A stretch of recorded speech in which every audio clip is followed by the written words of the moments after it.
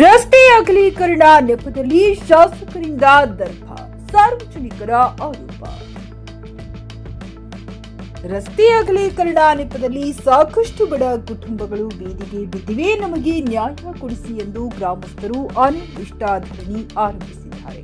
ವಿಜಯಪುರ ಜಿಲ್ಲೆಯ ಬಸವನ ಬಾಗೇವಾಡಿ ತಾಲೂಕಿನ ಕುದುರೆ ಸಾಲವಾಡಗಿ ಗ್ರಾಮದಲ್ಲಿ ರಸ್ತೆ ಅಗಲೀಕರಣ ನೆಪದಲ್ಲಿ ಗ್ರಾಮ ಪಂಚಾಯತ್ ಪಿಡಿಒ ಹಾಗೂ ಆಡಳಿತ ಮಂಡಳಿ, ಲೋಕೋಪಯೋಗಿ ಇಲಾಖೆ ಅಧಿಕಾರಿಗಳು ಹಾಗೂ ಶಾಸಕರು ಮನೆ ಮತ್ತು ಅಂಗಡಿ ಮುಂಗಟ್ಟುಗಳನ್ನು ಕಾನೂನು ಬಾಹಿರವಾಗಿ ತೆರವುಗೊಳಿಸಿದ್ದಾರೆ ಎಂದು ಆರೋಪಿಸಿ ಕುದುರೆ ಸಾಲವಾಡಗಿ ಗ್ರಾಮಸ್ಥರು ಬಸವನ ಬಾಗೇವಾಡಿ ಪಟ್ಟಣದಲ್ಲಿ ಬೃಹತ್ ಪ್ರತಿಭಟನೆ ನಡೆಸಿ ತಹಶೀಲ್ದಾರ್ ಕಚೇರಿಯ ಮುಂದೆ ಅನಿರ್ದಿಷ್ಟ ಧರಣಿ ಆರಂಭಿಸಿದರು. ಇದೇ ಸಮಯದಲ್ಲಿ ಪ್ರತಿಭಟನೆಯಲ್ಲಿ ಹಲವಾರು ಸಂಘಟನೆಯ ಅಧ್ಯಕ್ಷರು, ಉಪಾಧ್ಯಕ್ಷರು ಮತ್ತು ಊರಿನ ಮುಖಂಡರು, ಬಡ ನಿರಾಶ್ರಿತರು ಭಾಗವಹಿಸಿದ್ದರು. Mehboob Kuntakal, chicken news Kannada, Vijayapura. ಇವತ್ತು ಅವ್ರು ಶಾಸಕರಾಗಿದ್ದಾರಪ್ಪ ಅಂತಂದ್ರೆ ಕೇವಲ ಅವ್ರಿಗೆ ಓಟ್ ಹಾಕಿದವರು ಮಾತ್ರ ಅವ್ರ ಶಾಸಕರಾಗಿಲ್ಲ. ಮತಕ್ಷೇತ್ರದಲ್ಲಿರುವಂತಹ ಪ್ರತಿಯೊಬ್ಬನ ಪ್ರಜೆಯ ಶಾಸಕ ಅವರಾಗಿರ್ಬೇಕಾಗಿತ್ತು. ಆದ್ರೆ ಅವರ ಮನಸ್ಸಿನಾಗ ಏನಂತ ಗೊತ್ತಿಲ್ಲ. ಇವತ್ತು ಬೇರೆ ಇಂಥ ನಾಯಕರು ಬಂದು ಅದನ್ನ 48 ಫೂಟ್ ಇಳಿಸ್ತಾ ಇದಾರೆ. ಅದನ್ನ ನಾವು ಬಿಡುದು ಬೇಡ, 25 ಫೂಟ್ ಮಾಡೋಣ ಅಂತ ಹೇಳಿ ಯಾರ ಮಾತು ಕೇಳದನೆ ತರಾತುರಿಯಲ್ಲಿ ಎಲ್ಲ ಮನೆಗಳನ್ನು ಕೆಡವಿದರು. 150 ಮನೆಗಳನ್ನು ಕೆಡವಿ ಅಲ್ಲಿರುವಂತಹ ಸುಮಾರು 1000 ಜನರನ್ನು ನಿರಾಶ್ರಿತರನ್ನು ಮಾಡಿದಂತ ಖ್ಯಾತಿ ಯಾರಿಗೆ ಅದು ತಲುಪಬೇಕು ಅಂತಂದ್ರೆ ಅದು ಶಾಸಕರಿಗೆ ಹೋಗ್ಬೇಕಾಗ್ತದೆ. ಇವತ್ತ ಜನ ಅವರಿಗೆ ಆಶೀರ್ವಾದ ಎದಕ್ಕೆ ಮಾಡಿದಾರಪ್ಪ ಅಂತಂದ್ರೆ ನೀವು ಪ್ರಶ್ನಾತೀತ ನಾಯಕರಾಗಿ ಬೆಳಿಬೇಕಂತ ಆಶೀರ್ವಾದ ಮಾಡಿದ್ದಾರೆ. ಆದ್ರೆ ಪ್ರಶ್ನೆ ಕೇಳುವವರನ್ನ ತಿಥಿ ಮಾಡುವಂತ ನಾಯಕರು ಅವರಾಗಬಾರ್ದು. ಇವತ್ತು ಏನಾಗ್ತದೆ ಊರಲ್ಲಿ ಅಂತಂದ್ರೆ ಏನಾದ್ರೂ ಒಂದು ಅನಾಚಾರ ನಡೀತಪ್ಪ ಅಂತಂದ್ರೆ ಹೋಗಿ ಅವ್ರಿಗೆ ಪ್ರಶ್ನೆ ಮಾಡಿದ್ರೆ ಅವ್ರಿಗೆ ಬಡಿಸುವಂತ ಒಂದು ಕೆಲಸ ಅವರು ಮಾಡ್ತಿದ್ದಾರೆ. ಇದಾಗಬಾರ್ದು. ಇದು ಪ್ರಜಾಪ್ರಭುತ್ವ. ನಾವೆಲ್ಲರೂ ಪ್ರಜಾಪ್ರಭುತ್ವ ವ್ಯವಸ್ಥೆಯಲ್ಲಿ ಬದುಕನ್ನ ಮಾಡ್ತಾ ಇದ್ದೇವೆ. ನೀವು ಬಾಳೆಗಾರಿಕೆಯನ್ನು ಮಾಡಿ ನಾವು ಊರಿನ ಗೌಡದಿನಿ, ನಾ ಹೇಳಿದರೆ ನೀವು ಕೇಳಬೇಕಂತ ಹೇಳಿ ದಬ್ಬಾಳಿಕೆ ಮಾಡಿದ್ರೆ ನಾವೆಲ್ಲರೂ ಸಿಡಿದೇಳಬೇಕಾಗ್ತದೆ. ಇವತ್ತು ತಾಯಂದಿರು ಎಷ್ಟು ಕಣ್ಣೀರನ್ನು ಇಟ್ಟು ಅಧಿಕಾರ ಶಾಶ್ವತ ಅಲ್ಲ.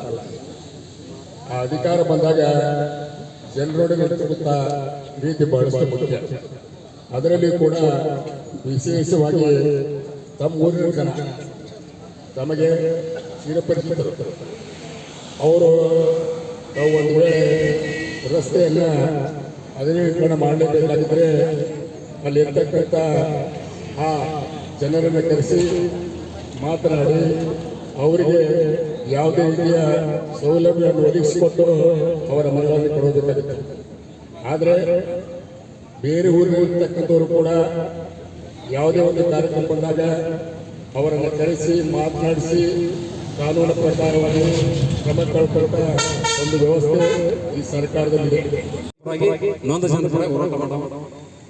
ಯಾವುದೇ ಪಕ್ಷದ ಶಾಸಕರು ನಿಮ್ಮ ನಂಬಿ ಓಟ್ ಹಾಕಿರ್ತಾರೆ ಜನ.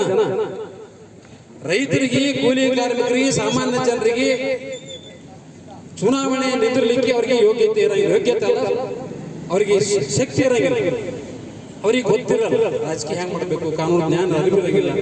ಅದಕ್ಕಪ್ಪ ನಮಗೆ ಏನೂ ಗೊತ್ತಿಲ್ಲ. ನಾವು ರೈತರು, ನಾವು ದುಡಿದ ಕೇಸಿ ನಿಮ್ಮ ಅನ್ನ ಕೊಡ್ತೇವೆ. ನಮ್ಮ ಆಗುಗಳು, ನಮ್ಮ ಸಂಕಷ್ಟ ಏನು ಸಮಸ್ಯೆಗಳನ್ನ ನೀನು ಬಗೆಹರಿಸುವ MLA ಆಗಿ ತಿಳ್ಕೊಂಡು ಪವಿತ್ರವಾದ ಓಟನ್ನ ನಿನಗೆ ಹಾಕಿ MLA ಮಾಡಿದ್ರೆ ಮುಂದೆ ಮಂತ್ರಿ ಆಗಿದ್ದೀವಿ, ಒಬ್ಬ ಶಾಸಕ ಆಗಿದ್ದೀವಿ, ದೇವರ ಶಾಸಕ. ಅಭಿವೃದ್ಧಿ ಮಾಡಿ ಕಾಟೈತಪ್ಪ ಪುಣ್ಯಾತ್ಮ, ಬದುಕಲಾಕರೆ ಕೊಡು ಜನ. ಅಭಿವೃದ್ಧಿ ಯಾರು ಕೇಳಿಲ್ಲ ನಿಮಗೆ ಇಲ್ಲಿವರೆಗೆ. ಕೆಲವೊಂದೆಲ್ಲ ನನಗೆ ಹೇಳಿದ್ರು, ಕೆಲವು ಮಂದಿ ಕೇಳಿದ್ರೆ ನಿಮ್ಮ ಮತಕ್ಷೇತ್ರ. ಗ್ರಾಹಕರ ಸ್ಯಾಟಿಸ್ಫ್ಯಾಕ್ಷನ್ ನಲ್ಲಿ ನಂಬರ್ 1 ತೃಪ್ತಿಕರ ದೈಹಿಕವಾದ ಹುಮ್ನಾಬಾದ್ನ SV TVS ಶೋರೂಮ್ ನಿಮಗಾಗಿ ತರುತ್ತಿದೆ ಹೊಸ ಮಾಡೆಲ್ಗಳ ಹೊಸ ಬೈಕ್ಗಳು. ಇಲ್ಲಿ TVS ನ ಸ್ಪೇರ್ ಪಾರ್ಟ್ಸ್ ಹಾಗೂ ಸರ್ವಿಸ್ ಕೂಡ ಲಭ್ಯ. ಹಾಗಿದ್ರೆ ತಡೆಯಾಕೆ ಹಿಂದೆ ಭೇಟಿ ನೀಡಿ ನಾಗಲಕ್ಷ್ಮಿ ದಾಬಾ ಹತ್ತಿರ ಗುಲ್ಬರ್ಗಾ ರೋಡ್, ಹುಮ್ನಾಬಾದ್. ಹೆಚ್ಚಿನ ಮಾಹಿತಿಗಾಗಿ ಸಂಪರ್ಕಿಸಿ 8494951009. PUC ಮುಗಿಸಿ ನರ್ಸಿಂಗ್ ಮಾಡಲು ಹಾಗೂ ಫಿಸಿಯೋಥೆರಪಿ ಮಾಡಲು ಇಚ್ಛಿಸುವವರಿಗೆ ಉತ್ತಮ ಅವಕಾಶ. ಹುಮ್ನಾಬಾದ್ನ HKDETಯ Umadevi Patil college of nursing ನಲ್ಲಿ BSc ನರ್ಸಿಂಗ್ ಹಾಗೂ ಡಿಪ್ಲೊಮಾ ನರ್ಸಿಂಗ್ ಕೋರ್ಸ್ ಲಭ್ಯ. ಹಾಗೂ ಭೀಮರಾವ್ ಪಾಟೀಲ್ ಕಾಲೇಜ್ ಆಫ್ ಫಿಸಿಯೋಥೆರಪಿನಲ್ಲಿ DPT ಮತ್ತು MPT ಸ್ನಾತಕೋತ್ತರ ಪದವಿ ಲಭ್ಯವಿದೆ. ಇಲ್ಲಿ ಪ್ರವೇಶ ಪ್ರಾರಂಭವಾಗಿದ್ದು ಉತ್ತಮವಾದ ಕ್ಲಾಸ್ ರೂಮ್, ಅನುಭವವುಳ್ಳ ಅಧ್ಯಾಪಕರಿಂದ ಬೋಧನೆ, ಪ್ರತ್ಯೇಕ ಲ್ಯಾಬ್ಗಳ ವ್ಯವಸ್ಥೆ, ಹೈಟೆಕ್ ಆಸ್ಪತ್ರೆಯೂ ಲಭ್ಯವಿದೆ. ಹಾಗೂ ವಿದ್ಯಾರ್ಥಿಗಳಿಗೆ ಪ್ರತ್ಯೇಕ ಹಾಸ್ಟೆಲ್ ವ್ಯವಸ್ಥೆಯೂ ಲಭ್ಯವಿದೆ. ಹಾಗಿದ್ರೆ ತಡೆಯಾಕೆ, ಹಿಂದೆ ಭೇಟಿ ನೀಡಿ. NH65 ರಸ್ತೆ ವೀರಭದ್ರಗಿರಿ ಸಿಂದನಕೀರ ಕ್ರಾಸ್ ಹುಮ್ನಾಬಾದ್. ಹೆಚ್ಚಿನ ಮಾಹಿತಿಗಾಗಿ ಸಂಪರ್ಕಿಸಿ ಆಡಳಿತಾಧಿಕಾರಿ ಡಾಕ್ಟರ್ ಸದಾನಂದ ಪತ್ರಿ 9019078988.